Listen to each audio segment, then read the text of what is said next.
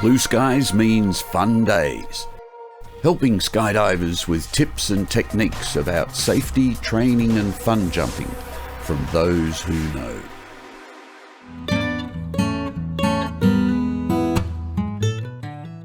In skydiving, we generally find out very quickly that we are always at the mercy of the weather.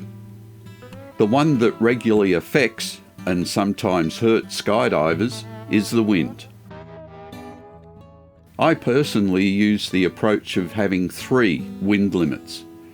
There is the limit in the rules for your license level. Then there is your personal limit where you start to get scared. And then there is the limit for the location. For example, low-level vegetation can create mechanical rolling turbulence near the ground. Of course, buildings and plantations also need to be taken into consideration. At one drop zone I visit, there is a small hill to the west. When there is a westerly blowing, I take 5 knots off my standard wind limit.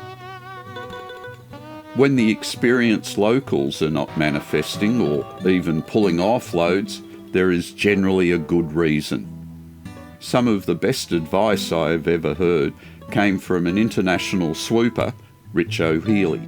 No amount of pushing really hard will make you progress fast enough to make up for an extended stint off because you hurt yourself, right? Like charging really hard and cutting corners and paying the price for it will always slow you down in the long run.